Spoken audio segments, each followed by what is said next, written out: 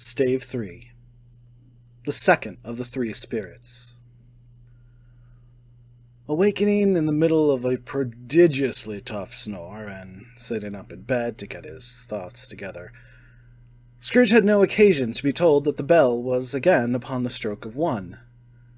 He felt that he was restored to consciousness in the right nick of time for the especial purpose of holding a conference with a second messenger dispatched to him through Jacob Marley's intervention.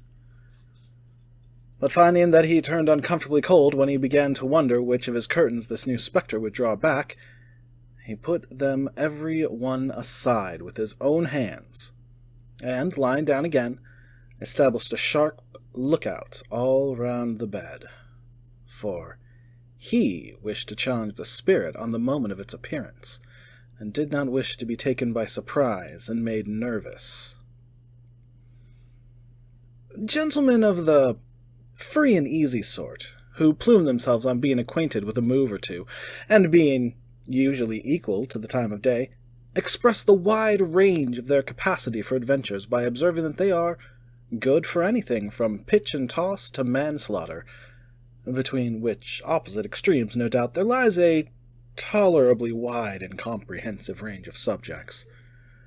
Without venturing for Scrooge quite as heartily as this, I don't mind calling on you to believe that he was ready for a good broad field of strange appearances, and that nothing between a baby and rhinoceros would have astonished him very much. Now, being prepared for almost anything, he was not by any means prepared for nothing, and consequently, when the bell struck 1 and no shape appeared, he was taken with a violent fit of trembling. 5 minutes, 10 minutes, a quarter of an hour went by, yet nothing came.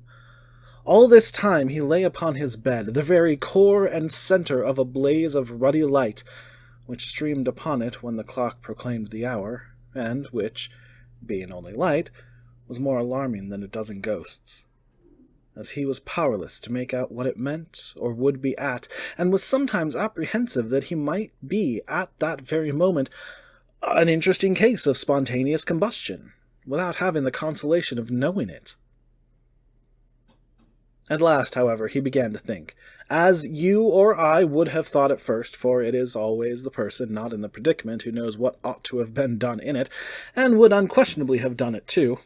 At last, I say, he began to think that the source and secret of this ghostly light might be in the adjoining room, from whence, on further tracing it, it seemed to shine. This idea taking full possession of his mind, he got up softly and shuffled in his slippers to the door. The moment Scrooge's hand was on the lock, a strange voice called him by his name and bade him enter. He obeyed. It was his own room. There was no doubt about that. But it had undergone a surprising transformation. The walls and ceiling were so hung with living green that it looked like a perfect grove, from every part of which bright, gleaming berries glistened.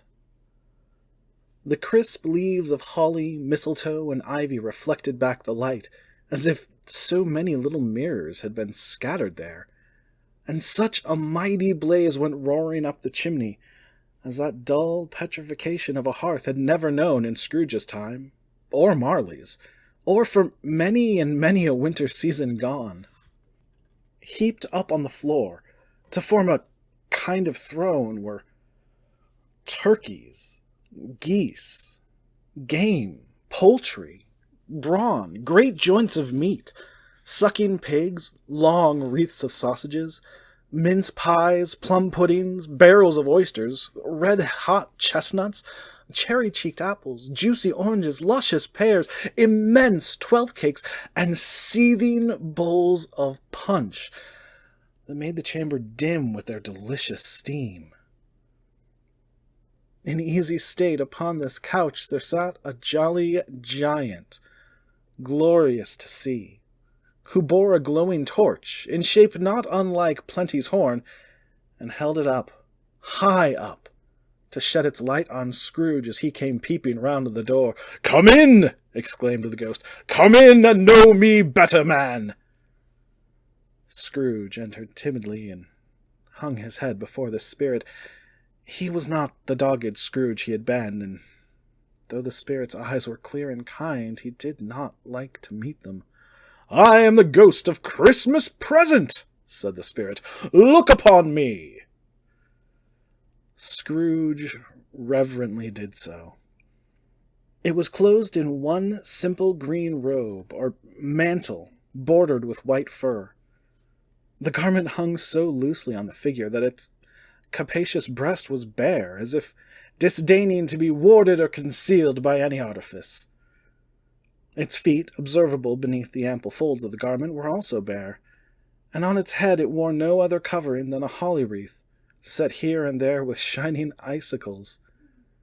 Its dark brown curls were long and free as its genial face, its sparkling eye, its open hand, its cheery voice, its unconstrained demeanor, and its joyful air. Girded round its middle was an antique scabbard, but no sword was in it, and the ancient sheath was eaten up with rust. "You have never seen the like of me before," exclaimed the spirit. "Never," Scrooge made answer to it. "Have never walked forth with the younger members of my family, meaning, for I am very young, my elder brothers, born in these later years," pursued the phantom. "I don't think I have," said Scrooge. "I am afraid I have not. Have you had many brothers, spirit?" "More than 1,800, said the ghost. "A tremendous family to provide for," muttered Scrooge. The ghost of Christmas Present rose. "Spirit," said Scrooge submissively, "conduct me where you will. I went forth last night on compulsion, and I learnt a lesson which is working now. Tonight, if you have aught to teach me, let me profit by it." "Touch my robe!" Scrooge did as he was told, and held it fast.